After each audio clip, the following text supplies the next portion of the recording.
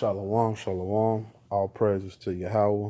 Barakatah Yahweh, Barakatah Yahweh, Barakatah Yahweh, Kodash. Shalom, Israel.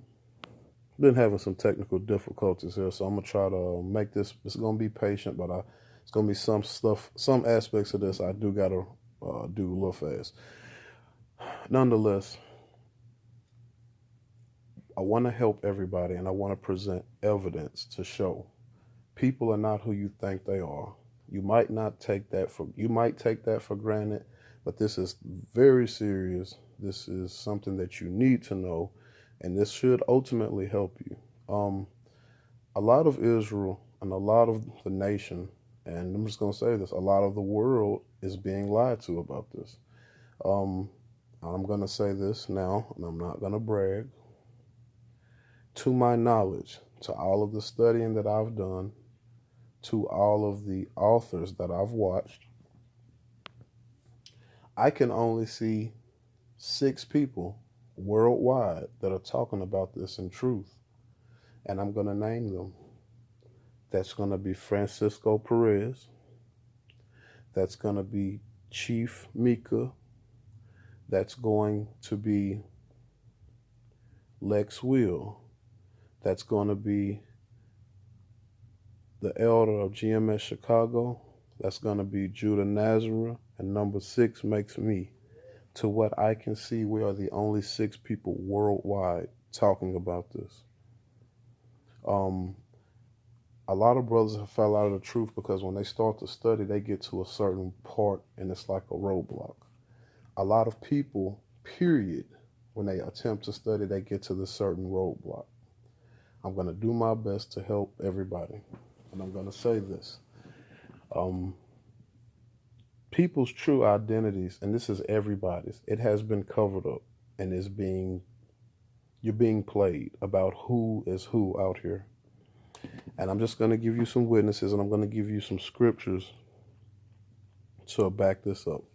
So what we're going to do, we're going to start in the book of Daniel.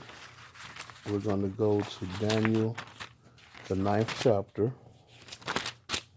and we're going to start at verse number 7. It says, "To you, O Yahweh, is the righteousness, and to us is the shamefacedness, and to this very day, to the men of Judah, and to the inhabitants of Jerusalem, and to all Israel, those near and far, all in the lands which you have driven them because of their betrayal by which they have betrayed you."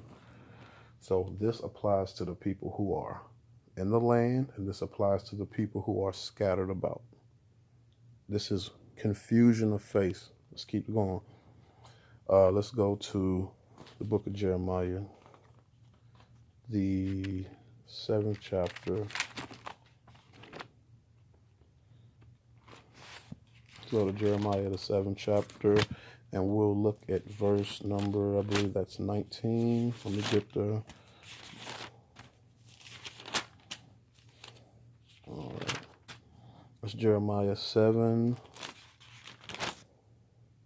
and 19. It says, "Is it me they are provoking, the word of Yahweh, or no, is it not themselves bringing shame upon themselves?" So I want to get that in the KJV translation. That's going to be Jeremiah 7 and 19.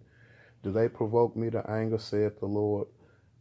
Do they not provoke themselves to the confusion of their own face?" All right.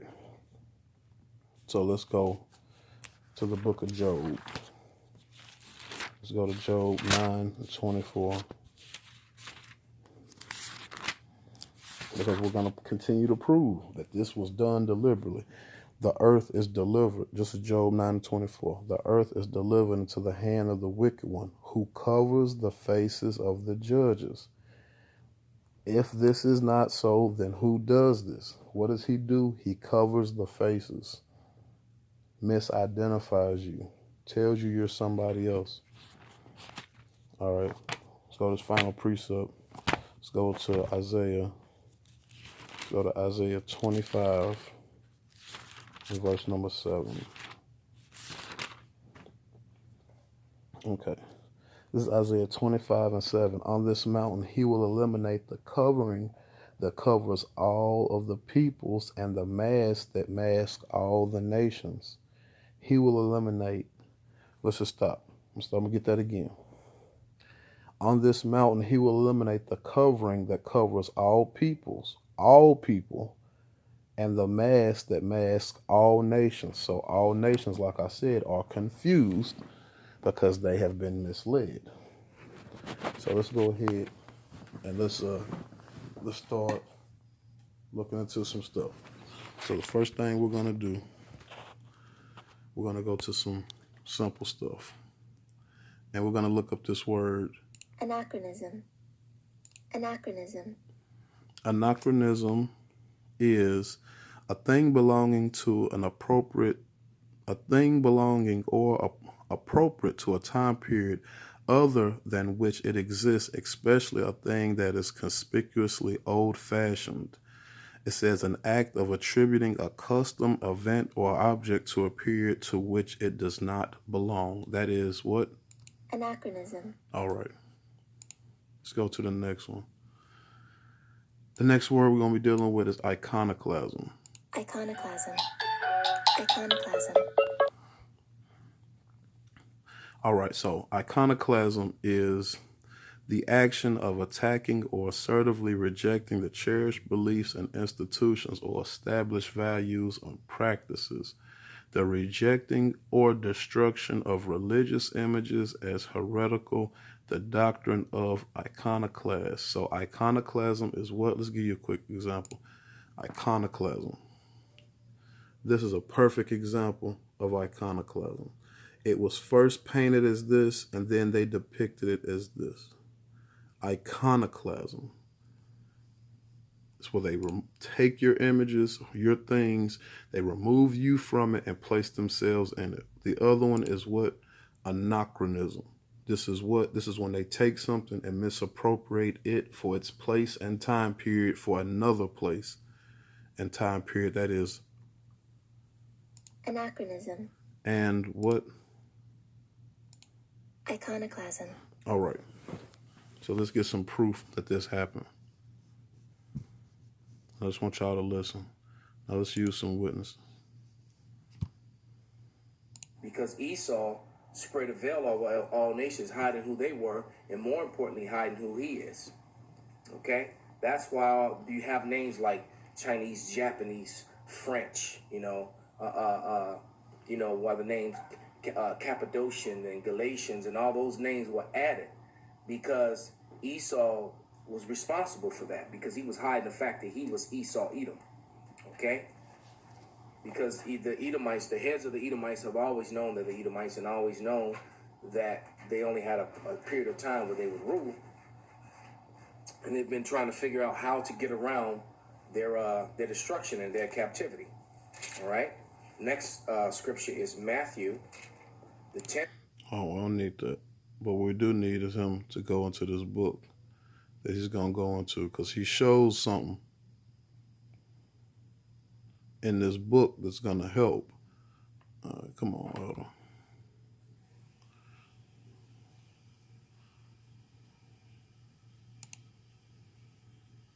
In my videos that I've made, that they're going to soundbite and edit out all the edifying history and proof, and only play the portions that they want to be played to try to make it, say something that is not being said.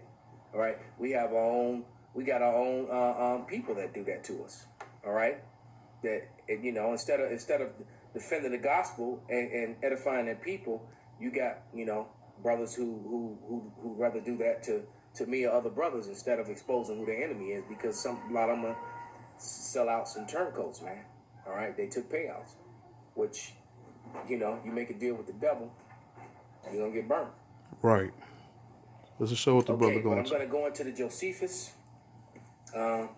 This is the complete works of Josephus, Flavius Josephus. Josephus was an Israelite, was a Jew, who the Roman Empire, basically he was like a turncoat too, in a sense, because he wrote down all the things that was done to his people, but yet for some reason he was immune to everything that they went through. So that's what makes him questionable, because he was allowed to write out his work. And some of it was condemning to the so-called white man. Little did they know that, but he exposes a lot of the things. And basically in the first chapter, in the 5th and 6th, and so this is the first chapter, which is 1. When you get to 5 and 6, that's some of the most condemning evidence to prove what we always say about Esau Edom, how he covered up the nations and took on their nationalities and changed all the names of everybody in it. And there's a historical account right here in the Flavius Josephus. And when you read... Wait. So what he's saying is, yes, backed up by scripture. This is exactly what they did. A lot of people don't believe this. And I want you to notice he's going to expose what part of Edom did it. The Flavius Josephus, it lines up with linear history, Salakia, with secular history, and it lines up with biblical history. All right, and secular history lines up with biblical history. You often hear us say that the Bible is the most accurate history book ever written, and it is, because when you go and do your diligent studies of secular history, you're going to find that it lines up with the Bible, especially once you identify who the nations are. Okay? Hence the reason why Esau changed the names, because he didn't want that to happen. All right? So anyway, starting at chapter 5, and I'm going to read it. It says, I'm going to start where I highlighted. It said, there are some who pass over the sea in ships and inhabited islands. Some of those nations do still retain the denominations which were given them by their first founders, but some have lost them also. And like my co-captain Uriah pointed out last night, like the Ethiopians never lost their name or their heritage, and they're one of the few nations who didn't. All right, just like Ishmael is referred to as Arabs today, but the Ishmaelites, the Arabs, know that they're Ishmael. All right, and a lot of the Elamites, who the world ignorantly calls East Indians, a lot of them know that they're Elam. They know that they're Elam, okay, or the Persians. A lot of them do, okay. So, but for the most part, everybody's been distorted, and Esau did that on purpose so he could hide who he was. Right. It's easier to rule over people when they don't know that they're royalty. That's exactly right. Exactly right. All right, when they think they're just a peon or a Gentile. Okay? So it says, and some of those nations do still retain the denominations which were given them by their founders, but some have lost them, and some have only admitted certain changes in them, that they might be the more intelligible inhabitants that they were, that they were the Greeks, who became the authors of such mutations. All right? So these people will begin to call themselves Greeks and mutate who the nations were, all right, including themselves, all right? And that was Esau Edom, because who started calling themselves the Greeks? And I'm just going to read further to prove it. For when in after ages they grew potent, they claimed to themselves the glory of antiquity, giving names to the nations that sounded well in Greek. All right? Checkmate. This is all we need to hear, Elder. I appreciate that. You heard what he said. He's reading from the book of Josephus, and he's letting you know when the Greeks were conquering nations, they were renaming them to what they wanted and renaming the people to what they wanted, and they was redoing the history to what they wanted. Stumbling block number 1. So let's keep going.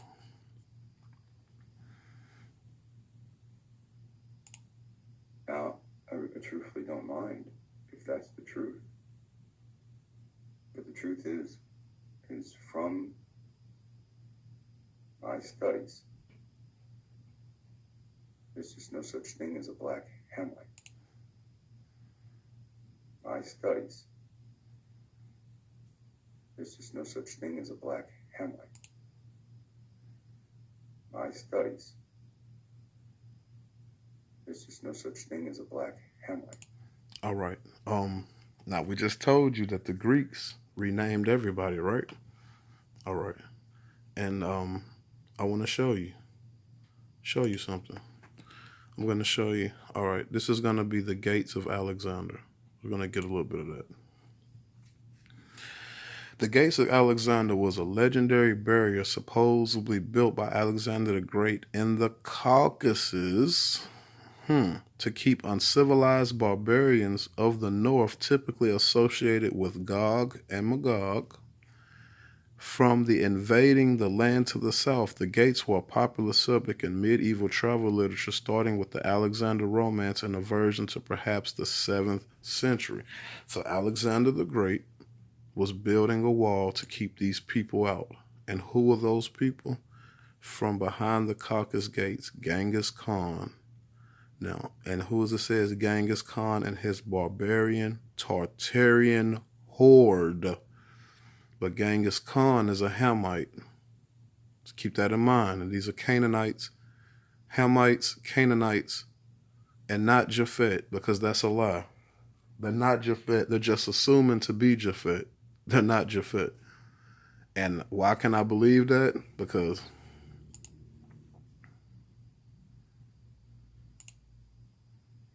in fact, there's no such thing as Ham. My studies. There's just no such thing as a black Hamite. okay. So I want to show y'all some piece of evidence. Now watch this. Which is Arkush. This is a sculpture of Kashyapa from the Tang dynasty in China from around 7th century AD. Even though the sculpture is from China, this man certainly resembles Indians. Sculpture is from China. This man certainly resembles Indians. This man certainly resembles Indians. Each time when I see him. Wait, that's the ancient Cushite. And what he say, this man certainly resembles Indians. Okay. I'm gonna put this definition up again. Anachronism. A thing belonging or appropriate to a period other than which it exists, especially a thing that is conspicuously old-fashioned. That is what? Anachronism. And when they paint over it, what is it called? Iconoclasm. What? Iconoclasm. Okay. So, I wanted you to see this. What you've been taught. See this? This is the same wall that was built to keep these people from coming out. And I'm going to show y'all who it was ultimately that let these people out and employed them. You'll never believe it's going to go to this place.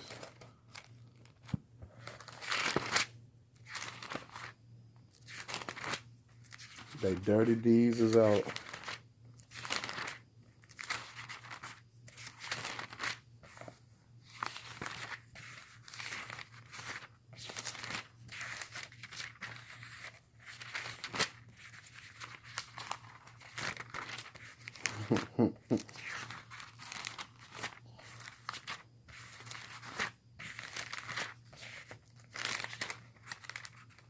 There you go. Who let these people out? Because who are these people also known as? These people are also known as the Scythians. Who was also living behind that wall with them? Who was a part of Gog and Magog they won't talk about?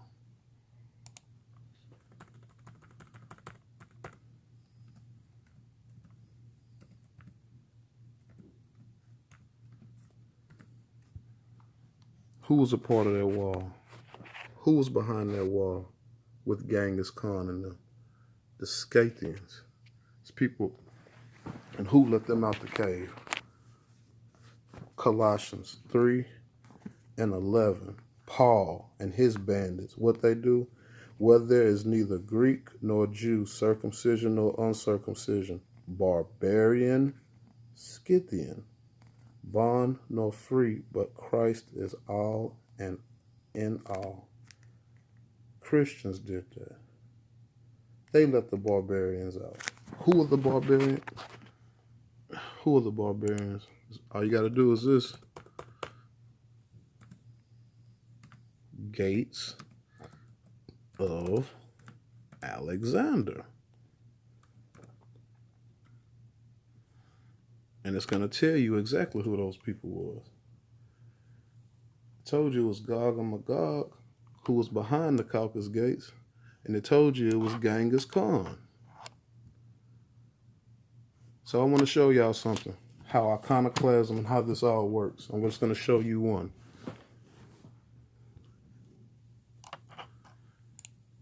When you want to look for something, you have to use the byword that's been applied to us. What is the byword? It's black. So I'm going to give you an example. You look up Chinese, and then when you hit images on it, you're going to see this. But these are not the Chinese people. What you have to do, hold on one second, baby. What you got to do when you want to see Chinese is you got to put the word black in front. Then put in Chinese. And then it's going to actually show you who the real people who are actually inhabiting China first. This is what you have to do if you want to get by that stumbling block of trying to study, and you're figuring out why you're running into it, because you have to study through the byword. And that's just what it is. You think that's a joke? Yeah. Hold on, baby, hold on.